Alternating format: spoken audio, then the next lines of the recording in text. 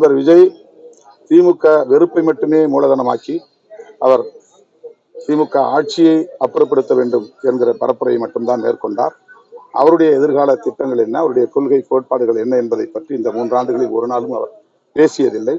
ஆகவே அவர் வெளிப்படுத்திய திமுக வெறுப்பு உள்நோக்கம் கொண்டது என்பதை மக்கள் உணர்ந்திருக்கிறார்கள்.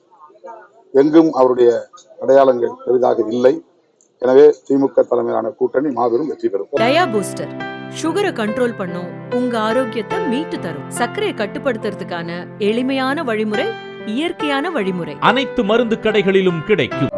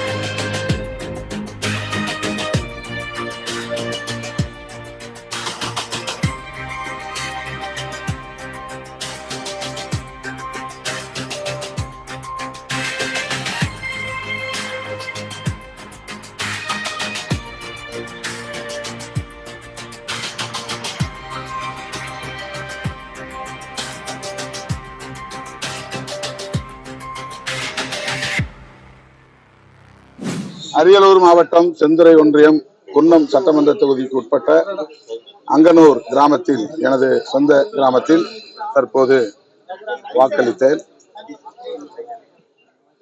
திராவிட முன்னேற்ற கழகத்தின் தலைமையிலான மதசார்பற்ற முற்போக்கு கூட்டணி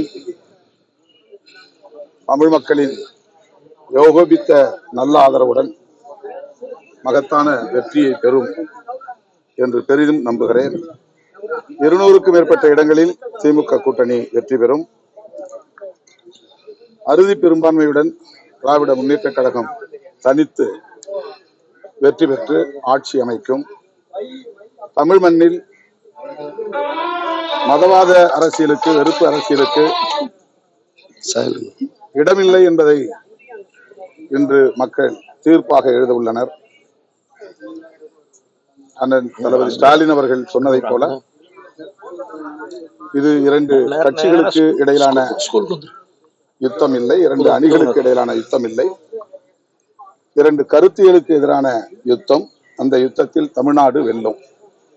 மீண்டும் தளபதி முத்துவேல் கருணாநிதி ஸ்டாலின் அவர்களின் திராவிட முன்மாதிரி ஆட்சி மலரும். சமூக நீதி அதை தோன்றும். தொகுதி பங்கீட்டின் போது கூட்டணி கட்சி தலைவருடைய சிறிய ஒரு மனக்கசப்பு இருந்துச்சு. அந்த மனக்கசப்பு இந்த வெற்றியை பாதிக்கும்னு நினைக்கிறீங்களா? அதெல்லாம் வெறும் யூகங்கள் தான். தேர்தல் நேரத்தில் பேச்சுவார்த்தை நடக்கிற போது இது போன்ற முரண்பாடுகள் அல்லது கருத்து மாறுபாடுகள் வருவது இயல்பான ஒன்றுதான். ஆனால் அது கூட்டணியை எந்த வகையிலும் பாதிக்காது. ஒப்பந்தம் கையெழுத்தான பிறகு நாங்கள் அனைவரும் ஒரே சக்தி தான். பேச்சுவார்த்தை நடக்கிற போது தனித்தனி கட்சிகளாக நாங்கள் பேசினாலும் எங்களுக்கான இடங்கள் குறித்து உரையாடினாலும் அதன் பின்னர் நாங்கள் ஒரே அணியாக ஒரே சக்தியாக நின்று களமாடி இருக்கிறோம். கட்டுக்கோப்பான கூட்டணி, பலம் வாய்ந்த கூட்டணி வெற்றி பெறுவதற்கு எங்கள் கூட்டணி பலம் முதன்மையான ஒரு அம்சம். இந்த கூட்டணி கொள்கை சார்ந்த கூட்டணி என்கிற நன்மதிப்பும் மக்களிடையே இருக்கிறது. அது எங்களுக்கு ஒரு கூடுதல் பலம். மூன்றாவது, கடந்த 5 ஆண்டுகளாக திராவிட முன்னேற்ற கழக அரசு பல்வேறு புதிய திட்டங்களை அறிவித்து வெற்றிகரமாக நடைமுறைப்படுத்தி இருக்கிறது.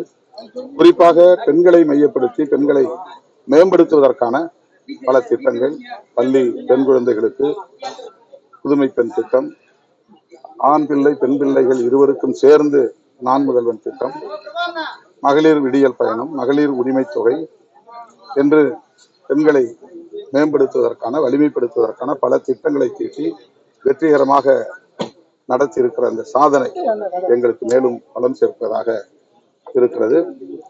எங்களை எதிர்த்து நிற்பவர்களுக்கு இடையிலே உண்மையில் ஒருங்கிணைப்பு இல்லை, ஒற்றுமை இல்லை. அவர்களுக்கான நன்மதிப்பும் சமூகத்தில் மக்களிடையே இல்லை. அவர்கள் சந்தர்ப்பவாத அடிப்படையில் தேர்தலுக்காக மட்டுமே ஒரு பொருந்தா கூட்டணியை அமைத்திருக்கிறார்கள் என்பதை மக்கள் உணர்ந்திருக்கிறார்கள். அதே போல நண்பர் விஜய் திமுக வெறுப்பை மட்டுமே மூலதனமாக்கி அவர் திமுக ஆட்சியை அப்புறப்படுத்த வேண்டும் என்கிற பரப்புரையை மட்டும்தான் மேற்கொண்டார். அவருடைய எதிர்கால திட்டங்கள் என்ன, அவருடைய கொள்கை கோட்பாடுகள் என்ன என்பதை பற்றி இந்த 3 ஆண்டுகளில் ஒரு நாளும் அவர் பேசியதில்லை. ஆகவே அவர் வெளிப்படுத்திய திமுக வெறுப்பு உள்நோக்கம் கொண்டது என்பதை மக்கள் உணர்ந்திருக்கிறார்கள். எங்கும் அவருடைய அடையாளங்கள் பெரிதாக இல்லை.